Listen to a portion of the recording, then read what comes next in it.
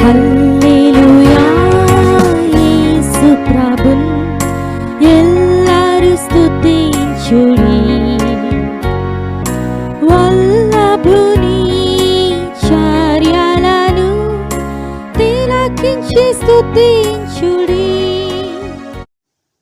Praise the lord. దేవునికి స్తోత్రములు. చేరువచ్చిన ప్రియులు అందరికీ కూడా ప్రభు నామములో వందనములు తెలియజేస్తున్నాను. మీరు క్షేమంగా ఉన్నారని నమ్ముతున్నా.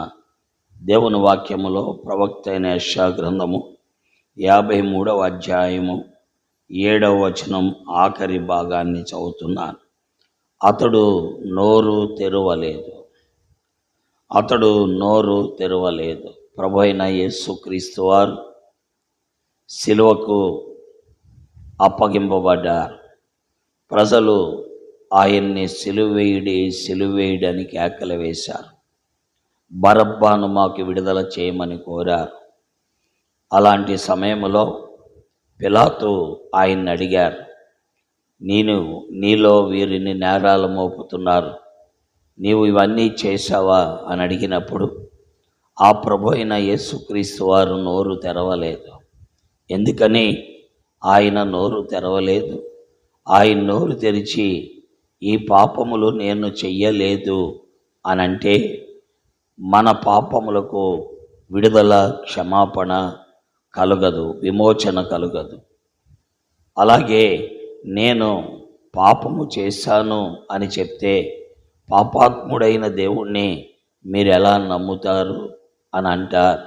అందుకే మానవ లోకములో ఉన్న సర్వలోక మానవ పాప పరిహారము నిమిత్తం మనందరి పాపములు, మనందరి దోషములు, మనందరి అతిక్రమములు, మనందరి వ్యసనములు, మనందరి రోగములు ఆయన మీద మోపబడ్డాయి. అందువల్ల ఆయన శిక్ష అనుభవించటానికి సిద్ధపడ్డాడు.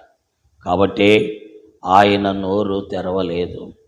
కాబట్టి ప్రియులారా, నీవు నేను విడుదల పొందాలి అంటే ఆయన నోరు తెరవకుండా ఉంటేనే మనకు విడుదల కలుగుతుంది.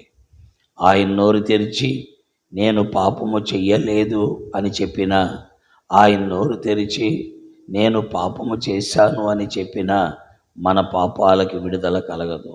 ఎందుకంటే ఒక పాపాత్ముడు మరొక పాపాత్ముడును విడుదల చెయ్యలేడు. నేను పాపము చెయ్యలేదు అని చెప్పితే మన పాపాలకు విడుదల కలగదు.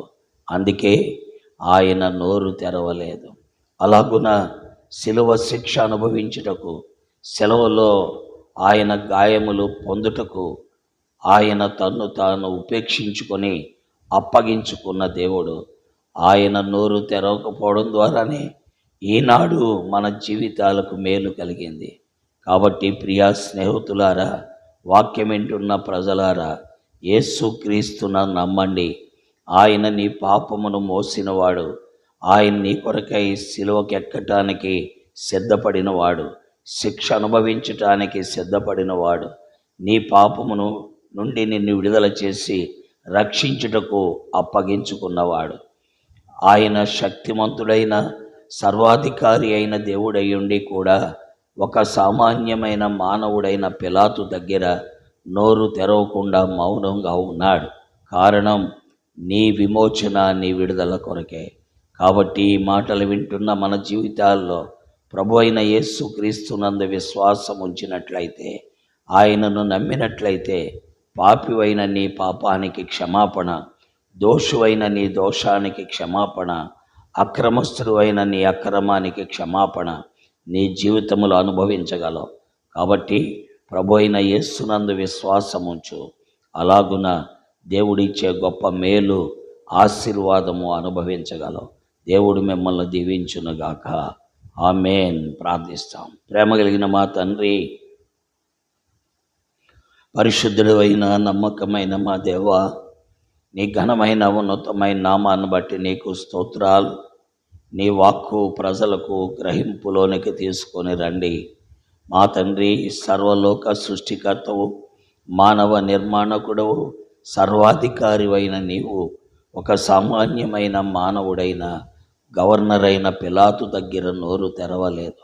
కారణం మా పాపమునకు విడుదల విమోచన కలగాలని. కాబట్టి ఈ సత్యాన్ని ఎరిగిన మేము నిన్ను నమ్మి దీవించబడుటకు, ఆశీర్వదించబడుటకు సహాయము చేయమని, వాక్యమును నమ్మిన వారందరినీ రక్షించమని యేసు నామములో ప్రార్థిస్తున్నాను తండ్రి. ఆమేన్. ప్రైజ్లాడండి. దేవుడు మిమ్మల్ని దీవించి ఆశీర్వదించునుగాక. చంద్రులారాయిలా దేవుని స్తుతించుడి, హృదయమును వెలిగించిన యేసుని స్తుతించుడి.